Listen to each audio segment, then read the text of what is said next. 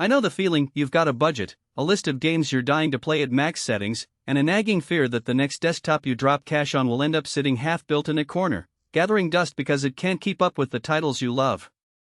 You've probably read a handful of best gaming PC roundups, seen the hype around crazy fast CPUs and monstrous GPUs, and wondered whether any of that actually translates into smoother frame rates, quicker load times, or less time tweaking settings. That's why I'm here to walk through the MSI Aegis R2 AI gaming desktop and see if it really lives up to the promise for someone who wants a ready-to-play, future-proof machine without spending weeks fine-tuning it.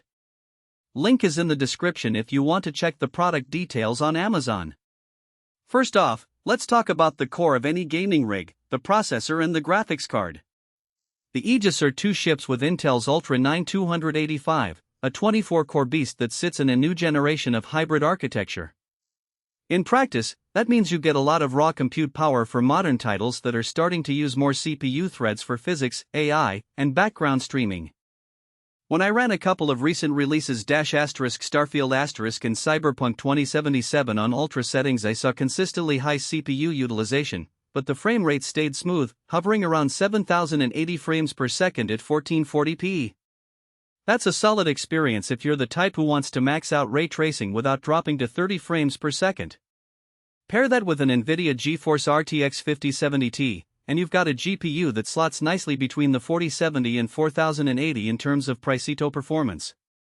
The 16GB of VRAM is more than enough for today's texture packs, and it handles DLSS 3 well enough that you can push 4K resolution in less demanding games like Valorant or Fortnite without noticeable input lag.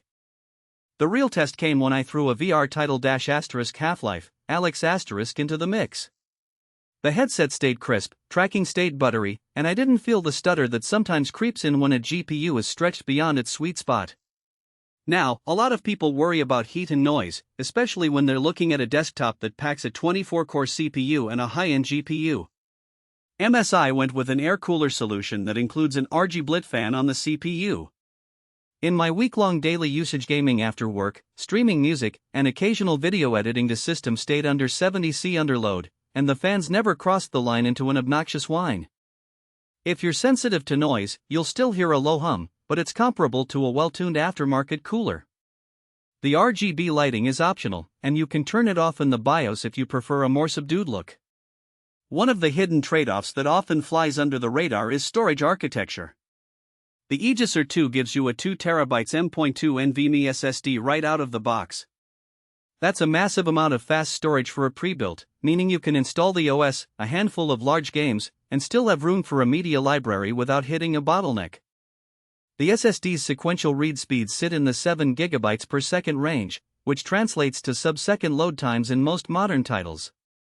The only downside here is the lack of an additional 2.5-inch bay, so if you ever want to add a secondary SATA drive for mass storage, you'd have to replace the existing SSD or use an external enclosure. Connectivity is another area where the Aegis R2 tries to future-proof you. Wi-Fi 7 is still early in its rollout, but having it built-in means you're ready for the next wave of ultra-fast routers without needing an adapter. In my apartment, the Wi-Fi 7 connection gave me a stable 600 megabits per second link, which kept online multiplayer sessions smooth even when I was streaming my own gameplay to Twitch at 1080p. Bluetooth 5.3 also means low-latency connections for peripherals, which is a nice touch if you have wireless headphones or a controller. Who should actually consider buying this machine?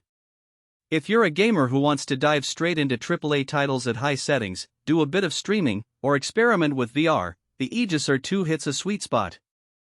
It's also appealing to creators who need a solid CPU for rendering or video encoding without buying a separate workstation. Those 24 cores can shave minutes off export times in Premiere Pro or DaVinci Resolve. The fact that it ships with Windows 11 Pro adds a layer of business-grade security and management tools, which can be handy if you also use the PC for work. On the flip side, there are scenarios where this desktop might be overkill. If you primarily play indie or esports titles that don't push the GPU hard, think League of Legends, CS2, or Rocket League, you could get away with a less expensive system that still runs those games at 144 Hz.